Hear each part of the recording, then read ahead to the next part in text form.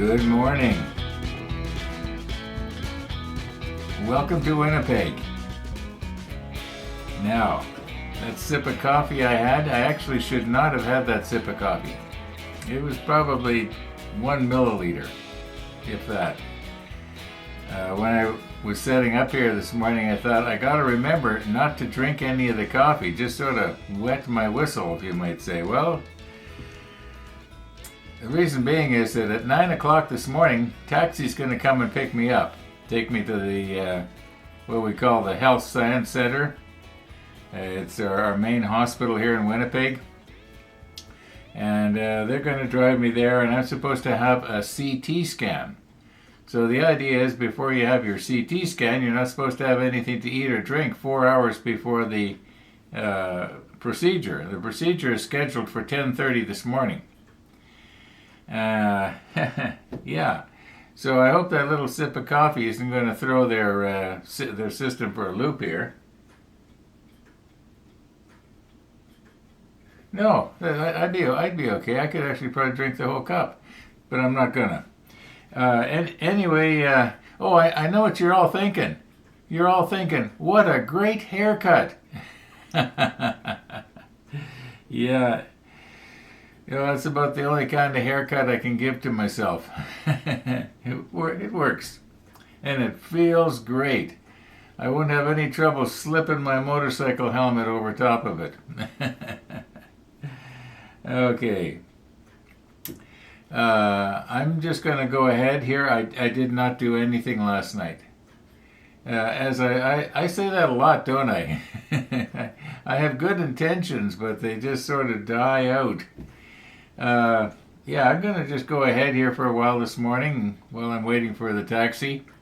And no news. It's way too early for our walkers to come by.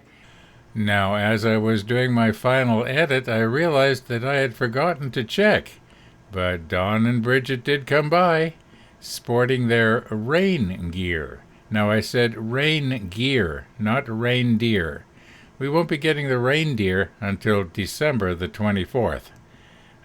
Christmas Eve? Maybe they'll be wearing little red suits. Anyway, good to see them, even when it's raining.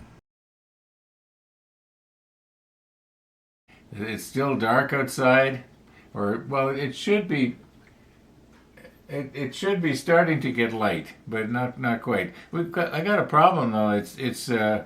It's raining, it was sort of raining a while ago. Now, mind you, the outdoor temperature, it says 2.6, so we might not have icy streets. So, okay, I think we've covered everything here. I'm just going to push stop and carry on, and maybe we'll see you back here in a couple of hours. I'll try and show you what I've done before 9 o'clock. And, yeah.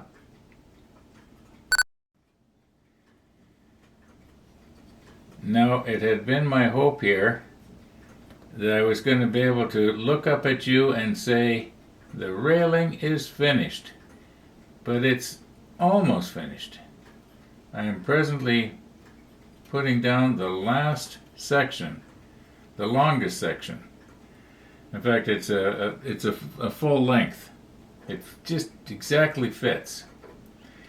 And my taxi's picking me up in probably less than 20 minutes if he's on time. And I think I better call her quits here and start getting ready to go and watch for him, or her. Okay. We'll see you when I get back from the hospital.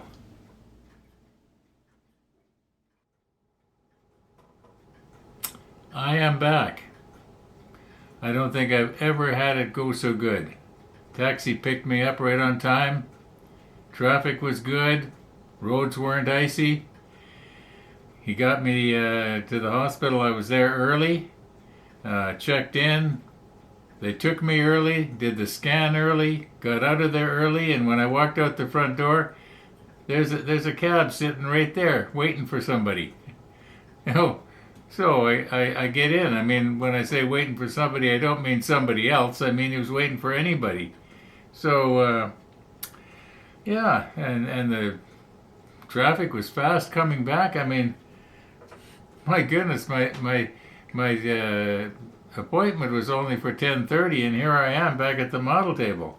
Oh, after I pushed stop there a few minutes ago, well, I guess a couple hours ago, I did work a little bit more on that last railing. And it is done except for one thing. And I thought I'd move you in and show you.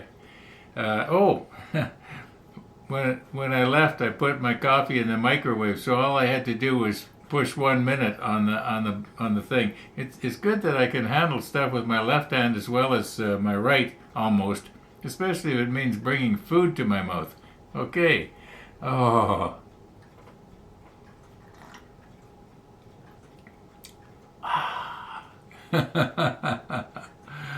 Okay, let's recompose here, and I'll show you what that one thing is left to do, and then the railing is done, unless I accidentally break a piece off or something, but I'm going to try and be careful here. We are so close to done, but you know, I keep forgetting about the aircraft. There's two little aircraft that we got to make. I keep saying, and all that's left is the rigging, but no, we got to make the aircraft too. So anyway, let's recompose here, and yeah, my mojo is back. Okay, you know how I have this compulsion to confess. So when I was setting up here for this shot, I accidentally bumped this holder downer. And I broke this end of my railing loose. But this is all that's left on the railing. And that is to remove the holder downers. Now I'm hoping that this is cured. I used curing agent and everything seems to be all right. That is the end of the railing. Now this piece, remember I was talking, it was quite long. It goes from right here to right here. It was actually fairly easy to put on. In some places I was actually using 3 holder downers all at once. I don't think I used 3 on this one. But anyway, I was sort of leapfrogging along, and it went really good. I found that pre-cutting the lengths and just laying them in the right place on the deck really speeded things up. I mean, what is it, 11 in the morning and we're done already? And that included going to the hospital. In case some of you think maybe I was kidding. Okay, this is where they put the needle in to put the contrast dye. Oh, ouch! Anyway, I'm not a bleeder, as you can see. I guess you didn't need to see that, did you? Okay, what was I going to say here? Oh, yeah, now I know what I was going to tell you. I finished our coffee here, so I'm going to have to make more. Oh my goodness, look at the bottom of my cup. I better wash that out. Okay, yeah, I do know how to make more, and I'm going to be doing that very shortly. But what I started to say was, when I drank that coffee, it had a bit of a funny taste to it, and I thought, gee, what happened? And then I realized it was the contrast dye that they squirted in me probably about an hour ago. And still, that affected the taste. Anyway, I'm starting to ramble here, aren't I? Let's get everything cleaned up here a bit, and I guess we can always do the aircraft last. So maybe we could see if we could string some rigging here today. I'm not going to do a whole lot, as I keep saying. I just want to have enough to give the illusion of aerial wires running around. Okay. Here we are in Stefan Drambinski's book, and early 1944. Now, I do believe that Trumpeter wanted us to build it depicted in this era here. Now, you'll notice there's some rigging, or I guess aerial lines running up and down right here. No, that might be rigging for running flags up. Anyway, signal flags. I did do that on one of the other ships. I think maybe it was the Hood. I can't remember. These ships are sort of all blending together now. Um, yeah, so there is these aerials, but I don't think I'm going to do that. Let's see if we can advance ahead here a little bit. Okay, here's a profile view of it. Okay, 1943, 1944. Okay, so what we have here is a few. Let's see if I can. I don't know if I can zoom in. Whoops, tried to zoom in there. It's kind of hard to zoom in this particular software or program, but I think if I was to get some rigging looking in believable places, just enough so that when it's profiled against the white background of the case. Now you got to remember, this particular model is going to go on the bottom of the case. Immediately above it is probably going to go the hood, and the hull of the hood is probably going to be right about here. So when you're standing in front of the case, you may not actually see this antenna. Now this is obviously an antenna. It's got nothing to do with running flags. So I think what we'll do is we'll try and find some logical places to put one from a string from here to here, maybe on the other side of this piece back, to the other side again, and then I don't know if we'll put any up or down. Maybe down the front here like this, and some believable places in the back where I believe that the radio room was right up here. So there might be some stuff coming out of that. Okay, let's take a look at our ship here and see where can we attach some easy line. Okay, I'm going to use my holder downer as a bit of a pointer here.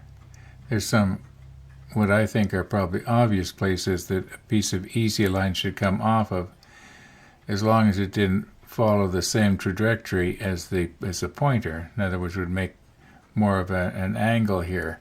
I do believe there's some stuff down in this area here. So let me move you in a bit. Okay, I think there's some stuff down in here that a line could run to, and then we've got this. I guess it'd be like a yard arm. We could go from this one back to this one right here. Yeah, that would be believable. And then, yeah. Okay. We are just about ready to run some easy line here. But I'm realizing that the ship is pointed the wrong way. We're not going to be viewing it pointed that way. We're going to be viewing it from the other side, looking that way. So I should really have everything turned around here.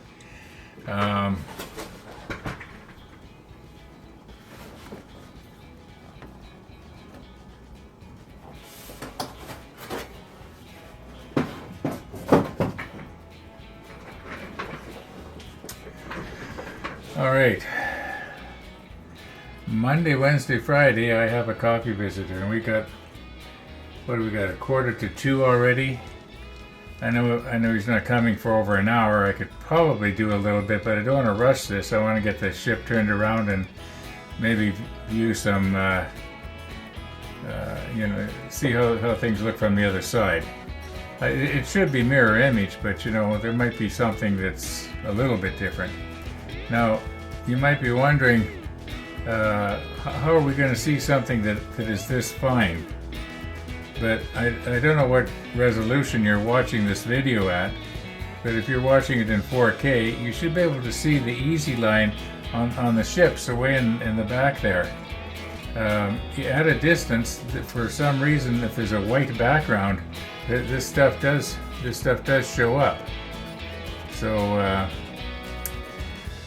anyway, I'm going to call her quits this afternoon here. Thanks for watching, everybody, and all being well, we're gonna see you tomorrow.